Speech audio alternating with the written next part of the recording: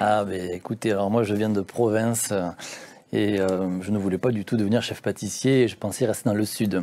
Oui. Donc venant du sud-ouest. De quel sud? Ah oui, du alors, sud-ouest. je suis toulousain oui. Et après j'ai fait mes classes de pâtisserie dans les Landes, à Cap-Breton. Ouais. Et puis à l'âge de 19 ans, je suis monté à Paris donc pour continuer la pâtisserie.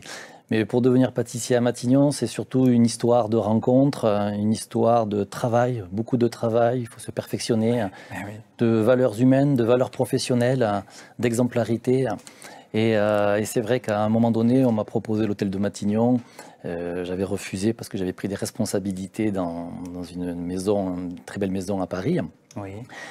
Et puis 3 ans après, je peux citer les très belles maisons. C'est vrai que j'ai travaillé chez Fauchon, à l'époque en 2000, à la Madeleine, c'était le très beau Fauchon. C'est vrai. Chez Potel et Chabot, à la Maison du Chocolat pendant plusieurs années. J'ai pu découvrir le Ritz. Mon but était vraiment de découvrir le maximum de pâtisserie pour me perfectionner dans différents secteurs, que ce soit l'hôtellerie, la restauration, le traiteur, la boutique. Du coup, ça m'a donné un savoir-faire. Et on m'a proposé, voilà, Matignon. Je faisais pas mal d'extras à l'ambassade des États-Unis, encore les États-Unis. Décidément. Mais c'est vrai que j'ai pu découvrir le style de maison bourgeoise, les institutions. Et du coup, voilà, Matignon. Et depuis combien de temps, Matignon, alors? Alors, j'ai commencé en 2006, donc ça fait 18 ans maintenant que je suis à l'hôtel de Matignon. Mais donc, toi, tu survis à tous les premiers ministres, donc ça c'est bien. Tu en as connu combien? J'en ai connu 9, c'est le 9e. 9e. Le premier était 2006. On va voir qui se souvient, 2006, le Premier ministre. Ah oui, c'est dur. C'était sous Jacques Chirac, et donc c'était... Dominique de Villepin. Dominique de Villepin, voilà. C'est ça. 9 premiers ministres, bon, bravo. Alors, quelles sont tes missions exactement au sein de l'hôtel? Alors, mes missions, je m'occupe de toute la partie vraiment sucrée de l'hôtel de Matignon, donc que ce soit les desserts des collaborateurs, des secrétaires, des hommes d'équipe, des officiers de sécurité. Donc ça représente quand même 200, 300 personnes. Ce que tu disais tout à l'heure, oui, quand même. Par jour, bien sûr. Oui, par jour. Après, je m'occupe évidemment du Premier ministre et de son cabinet proche, directeur de cabinet, chef de cabinet, la communication, de ses conseillers. Après, il y a toute la partie cocktail, réception, donc, les remises de décoration, tout ce qui est repas officiel.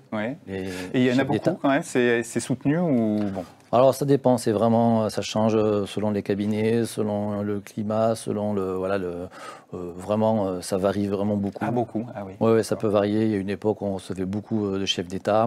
Après, il y a eu un petit peu moins, ça revient. Après, ça, c'est la partie politique. Moi, je m'adapte vraiment à ce qu'il y a. C'est pas moi qui les appelle pour leur dire venez manger mes desserts. Ça, c'est clair. Bon, voilà. Et, voilà. Réception officielle, un peu les médias, j'imagine. Alors, les médias, c'est vrai que la presse vient régulièrement déjeuner. J'ai pas encore eu ce plaisir, hein. Je le dis quand même à nos auditeurs. Voilà. Mais bon, moi, j'ai vu beaucoup de tes créations aussi. Tu partages. On va en voir d'ailleurs quelques-unes, beaucoup de tes créations. Alors, il y a aussi une particularité. C'est que vous bossez 7 sur 7, hein, parce que l'hôtel de Matignon, voilà, c'est pas la semaine de 4 jours. Donc, loin de là, c'est 7 sur 7. Une petite équipe, hein, tu me disais, on est 3 fixes, 2 apprentis. Pour faire tout ça. Tu me disais 12 desserts différents par semaine à créer, c'est ça? Oui, parce que évidemment, on a les mêmes collaborateurs qui déjeunent et dînent tous les jours. Donc, mon but, c'est vraiment d'être dans la créativité au maximum. Et parce que tous les jours, on leur propose un dessert différent. Et s'il peut y avoir plusieurs déjeuners et des dîners, ça va être 2-3 desserts différents par jour. Et ça, sur 5 jours plein de la semaine. Et le week-end aussi, s'il y a des réceptions ou toute la partie. Et alors, tu as le droit de refaire des choses ou à chaque fois, il faut que tu... Alors, j'essaie d'innover au maximum, mais évidemment, je fais revenir des desserts au bout de 3 semaines, 1 mois. Ils peuvent manger 1 mois, le dessert sera toujours différent. D'accord, ah oui, quand même. Évidemment, je fais revenir selon les saisons, évidemment, des desserts qui reviennent. Il faut une sacrée inspiration. On va voir d'ailleurs quelques créations. Quelles sont tes sources d'inspiration? Vous allez admirer quand même le dressage. Non, mais ce sont des créations artistiques, c'est magnifique. Évidemment, on est sur du dessert, on est sur de la gourmandise, on est sur de la fraîcheur. Mes sources d'inspiration, elles sont très larges. C'est vrai que depuis tout petit, moi j'aime l'art avec un grand A, donc je m'inspire beaucoup de la musique, contrairement à ce qu'on peut croire. Il y a aussi de la musique, je m'inspire aussi dans la littérature, je m'inspire des musées, de la nature. Et la musique, elle t'inspire comment, par exemple, quand on voit à l'écran? C'est en quel sens, en fait? Alors, j'écoute de la musique. Alors, il faut savoir que quand je dresse mes desserts, je laisse vraiment le moment présent et j'improvise. Donc, je sais le dessert que je vais faire, notamment une tartelette à l'orange, mais je ne sais pas comment je vais la dresser.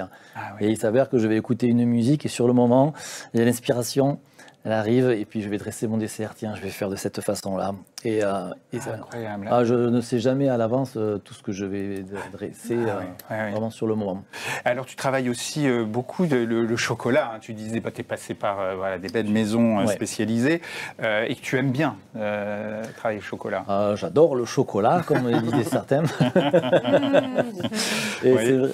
Voilà. Et ben oui, après, évidemment, j'essaie de pousser au maximum de la perfection dans l'art et voilà, le fait de me balader, de regarder tout ce qui se passe, d'utiliser la nature, les feuilles, tout ce qui est froissé, les lignes, le pointillisme. Donc, tous les ans, je fais une pièce artistique donc en chocolat. Alors on va voir. On va voir ça. Là, par exemple, c'est des créations. C'est pourquoi? C'est pour des réceptions ou c'est pour Alors pas du tout. Alors là, on est sur deux pièces artistiques en chocolat à gauche et à droite que j'ai fait dans des années. Donc c'était pour Jean Castex, le Premier ministre à gauche, et à droite, si je me souviens bien, ça devait être Emmanuel Valls, je crois. D'accord. Je me souviens bien. Oui. Parce que j'ai tellement de desserts et de pièces qui passent dans ma tête que je n'oublie. Et au milieu, c'était un dessert quotidien que j'ai pu servir, un chou à la framboise. C'est vraiment très chouette. Alors là, voilà, on voit, alors on a déjà vu à gauche le re-chocolat et puis la petite fleur, j'adore. La tartelette aux fraises. Tartelette aux fraises présentée. Le but, c'est vraiment de pouvoir servir un dessert, même si c'est un dessert, on va dire, assez classique, de pouvoir mettre vraiment une touche artistique sur le dessert et que quand le dessert arrive, ça fait waouh, ça met des pépites dans les yeux et ça donne envie. Voilà. Et alors, tu parlais de la dernière création que j'ai vue sur les réseaux sociaux. Pour ceux qui te suivent, on peut te suivre, n'hésitez pas. Notamment, moi, c'était la page LinkedIn où j'ai vu la création d'un œuf kintsugi, c'est ça? Kintsugi, oui. Kintsugi, voilà. On va voir la petite vidéo en même temps. Alors déjà, présente-nous, c'est quoi l'art kintsugi? Alors l'art kintsugi, c'est un art traditionnel japonais. Il date du 15e siècle.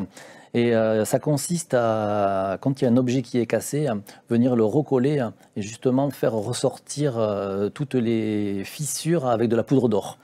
Donc il y a aussi un terme philosophique un petit peu dedans et qui est important, c'est il prend de la valeur justement.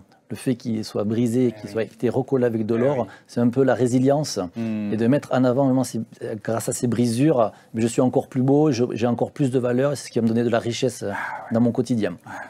Mais on est vraiment sur un objet cassé, recollé. Alors on le voit là dans les jardins justement, et on te voit à côté. C'est une sacrée création. Je ne sais pas combien il pesait là. L'œuf il pesait plus de 3 kilos de chocolat. Ça a pris une trentaine d'heures de travail quand même. 30 heures de travail. Et alors là tu le fais à l'occasion, c'est pourquoi? Donc on était toujours sur un œuf pour présenter au Premier ministre Très bien. Pour les fêtes de Pâques. Et il a été mangé? Il n'en reste plus, je crois. Quel dommage. Voilà. Donc, ça, c'était il y a quelques semaines, donc inspiré de l'art kintsugi. Donc, vraiment, les sources d'inspiration, elles sont très, très larges dans les cultures étrangères. On voyage un peu aussi avec toi. C'est vraiment splendide. Allez, on en parlait, une petite confidence. qui a été le ou la plus gourmande? Est-ce qu'il y a un ou une première ministre avec qui tu as eu un lien particulier ou qui t'a demandé peut-être des choses plus particulières? Oh, j'ai toujours des liens, on va dire, assez proches parce que je suis pâtissier, donc je suis toujours là dans des moments de fête. C'est le bon moment. C'est la petite cerise sur le gâteau, la pâtisserie. Donc c'est en fin de repas, il y a le dessert. Donc après, je vais vous répondre à ma façon. Je veux dire, autour de la table, qui n'a pas cette gourmandise de manger une crêpe Suzette en fin de repas ou au printemps, l'arrivée des premières fraises, une fraise Melba bien présentée. Donc, malheureusement, moi je ne résiste pas, ça c'est très très clair. Je ne sais pas s'il y en a beaucoup qui résisteraient. Je suis le premier. Mais bon, il n'y en a pas un qui était plus gourmand que l'autre. Ils ont tous adoré mes desserts. Bon, merci beaucoup Gaël. Alors je sais aussi Gaël que tu es très attaché à la transmission de ton art. Tu interviens en dehors de l'hôtel Matignon, de l'hôtel de Matignon. Alors j'interviens à l'extérieur. Ça m'arrive de faire des salons gastronomiques, de faire des démonstrations de desserts, de voyager un petit peu à l'étranger aussi, bien sûr. C'est important cette transmission. La transmission auprès des apprentis aussi, très important. De montrer les valeurs du travail. Et de donner l'excellence, mais avec toujours cette forme de bienveillance dans le travail.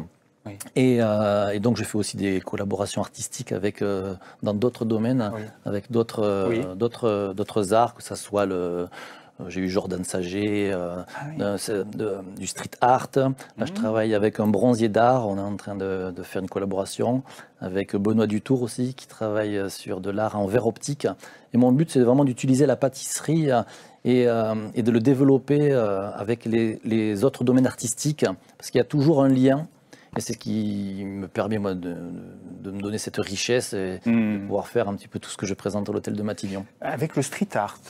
Avec le street art, oui. Mais j'ai fait une pièce artistique pour Pâques que j'avais remise à Jean Castex avec Jordan Saget, exactement. Parce que lui, il utilise des lignes, il met un petit peu partout dans Paris. Et j'ai voulu dire, on va en faire quelque chose ensemble. T'es inspiré, oui, d'accord. Ça a été une super belle œuvre qui a été aussi, pareil, dégustée.